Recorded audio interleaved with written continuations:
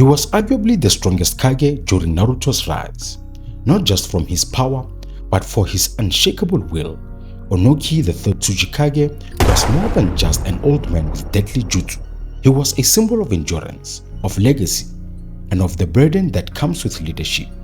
In this video, we explore what truly made Ōnoki the strongest Kage, his unmatched power, unbreakable ideals, and the heavy cost of trying to shape the world. From the battlefield of the past to the ethical crisis of the future, this is the story of a man carved from stone. When we talk about strength in the Shinobi world, it usually involves flashy techniques, monstrous chakra reserves, or legendary bloodlines. But Ōnoki earned his reputation through one terrifying jutsu, particle style or dust release. As the only known user of this Kekkei Tota, Ōnoki could disintegrate matter at the molecular level. One touch from his technique and enemies vanished completely. It wasn't just powerful, it was absolute. This made him not only deadly but respected and feared by even the most dangerous enemies. Despite being well into his old age, Ōnoki could carry enormous boulders using his lightweight rock technique.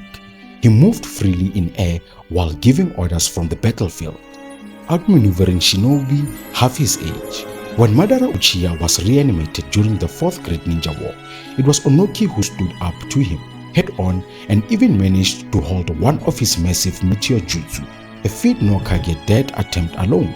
His raw strength wasn't about brute force alone, it was tactical, rooted in decades of battle experience and deep understanding of chakra. Through his particle style and sheer will, Ōnoki embodied the physical and symbolic meaning of strength. Not just a strong Kage, but one of the last remainders of the old Shinobi's world's raw and ruthless power. To understand Ōnoki's strength, we have to look beyond his jutsu. What truly made him the strongest Kage was his unshakable ideology, the Stone of Will. Ōnoki believed that a village must be strong enough to protect itself, no matter the cost. He lived through multiple wars, faced betrayal, and knew firsthand how dangerous trust could be. This hardened his worldview. Peace comes through power. Only those strong enough to crush their enemies can protect those they love.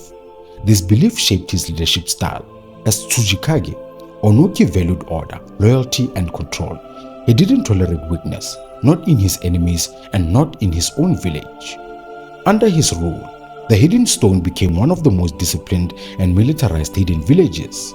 But his belief also brought tension. At the 5 Kage Summit, he clashed with younger leaders like Gaara and Naruto, who believed in cooperation and forgiveness.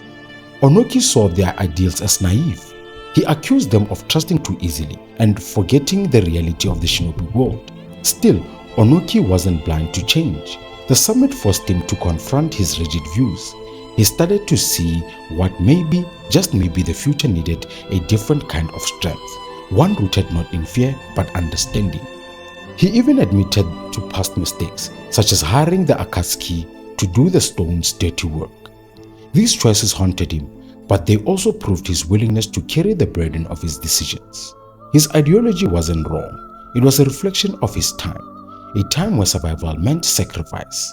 And his greatest strength wasn't just standing firm against his enemies, but being willing to question himself when the world began to move forward. That kind of inner strength, the courage to evolve, is rare, and that's one of the reasons Ōnoki stood apart from the rest. When the 4th Great Ninja War began, many eyes turned to the newer generation of Shinobi. But it was Ōnoki, the old among the Kage, who played one of the most pivotal roles. Despite his age and aging body, he stood on the front lines, not as a relic of the past, but a living example of unbroken resolve. Ōnoki's role in the war was deeply symbolic. He wasn't just fighting enemies, he was fighting the mistake of his own generation. As the allied Shinobi forces were formed, Ōnoki had to face the reality of his past decisions, including alliances with groups like the Akatsuki. It was time to make things right. His leadership during the war was defined by grit and clarity. He motivated others, especially Gaara, with one powerful lesson: don't look down, keep your eyes on the future. This line summed up his growth. He was no longer clinging on old ways, he was willing to push forward. Ōnoki's most iconic moment came during the battle against Madara Uchiha. As Madara summoned two massive meteors, it was Ōnoki who stepped forward with nothing but sheer will and chakra. He managed to hold one of the meteors in mid-air, delaying its impact and saving countless lives. No one Kage could have done what he did in that moment. But beyond the heroics, his redemption was quieter too. He began trusting others. He worked alongside the other Kage, shared intelligence and respected the younger Kage he once mocked. In many ways, he became that glue that helped hold the alliance together. By the end of the war, he had earned more than battlefield glory. He had earned peace with himself. He showed that redemption doesn't mean erasing the past. It means facing and choosing to do better. In the chaos of war, Ōnoki became a rock others could lean on. And in doing so, he reminded everyone that the strongest Kage isn't one who yells the loudest. It's the one who carries the heaviest weight and still stands tall. Years after the war, Ōnoki was no longer the active Tsuchikage. He had passed the title on to his granddaughter. But even in retirement, he struggled to find peace. The Shinobi world was changing. New technologies, new politics, and new generations that didn't understand the weight of war like he did. He feared that peace was fragile and that the younger generation wasn't ready to protect it. That fear led him down a dangerous path. In Boruto, we find Ōnoki trying to create a new kind of peace, one that didn't rely on flawed humans but on artificial soldiers. Akuta, beings that followed orders without emotion or doubt. His plan was to create a world where no one had to die the way his friends and comrades had during the war. To do so, he worked with scientists in secret, creating Ku, a clone of himself made to carry out his ideals. But Ku didn't just inherit Ōnoki's hopes, he inherited his flaws too. Ku believed in peace but through control, power, and removing free will. In trying to fix the future, Ōnoki created a new kind of threat. This was Ōnoki's final test. He had to face the consequences of playing God. He had to accept that true peace can be forced. It must be chosen. In a powerful act, Ōnoki stood against Ku and the Akuta.